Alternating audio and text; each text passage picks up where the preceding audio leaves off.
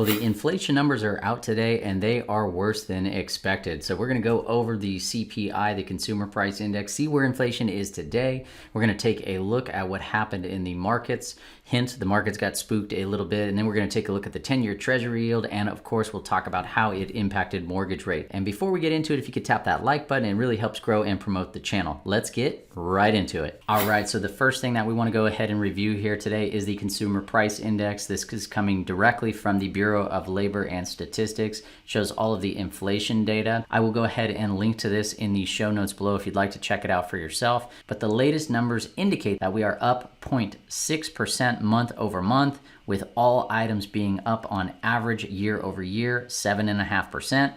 Food is up 7%. Energy is up 27%, and all items less food and energy are up another 6%. Now, if we switch gears a little bit, I think this higher than expected CPI figure spooked markets a little bit because they are thinking that the Fed will have to either act sooner than expected or they will have to raise rates higher than expected. So it was widely anticipated that the Fed in the March meeting would raise rates maybe 0.25%. Now, many of these economists are talking about the Fed having to raise rates 0.5%. Now, if you take a quick look at the markets, the Dow Jones sold off about 526 points. The S&P 500 is down 83 points, and the NASDAQ is down 304. Markets actually opened a little higher today, but midday and then going into the close, they sold off a little bit. Now, if we switch gears slightly to talk about mortgage rates, we have to talk about the 10-year Treasury yield. Generally speaking, mortgage rates follow the 10-year Treasury yield in lockstep fashion. So when the yields go up, mortgage rates generally tend to rise. When the yields go down, mortgage rates generally tend to come down. Well, the 10-year Treasury yield has spiked. It topped 2% for the first time since August of 2019. Now, if we pop over to the Freddie Mac website that tracks primary mortgage rates, they provide a market survey, and it is actually dated today, February 10th, 2022. I have it up on the screen showing the different mortgage rates for the 30-year fixed, 15-year fixed, and then a 5/1 ARM. Now, this market survey was published this morning, which means that it is not completely accurate because the 10-year Treasury yield spiked this morning, and that actually caused some price changes for the worst intraday. Now, if you take a look up on the screen here, the 30-year fixed was averaging about 3.69%, and this is for a primary single-family home.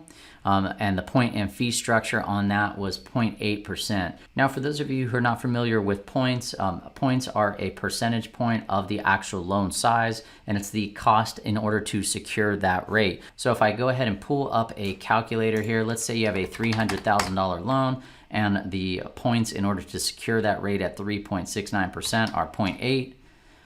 You would go ahead and take the loan amount, multiply it by 0.8%, and that would give you the additional cost to secure that rate, which is $2,400. Now, that's just an average, depends on which mortgage professional you're using, but on average, the 30-year rate as of today was at 3.69% with just under 1% in points. 15-year was priced at 2.93% with the same fee structure, and then the 5/1 ARM was priced at 2.8% with 0.3% in points. Now, the 5-year ARM, that is an adjustable rate mortgage. It is fixed for 5 years, and it can adjust based on the market after that. A little bit risky in this market. In my personal opinion, I would be looking for 30-year fixed rate debt because I would be worried about where rates are headed here moving into the future. That's just me personally.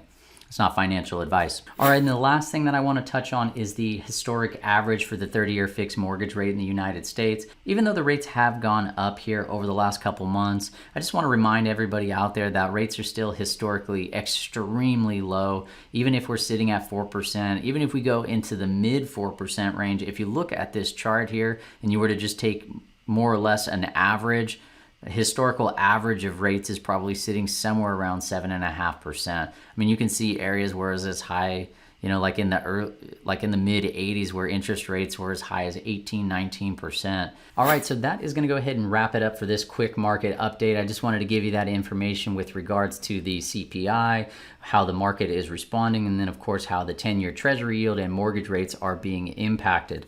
Anyway, that is going to do it. If you haven't done so already, please consider liking and subscribing to see more weekly videos just like this. Have a great day. Take care.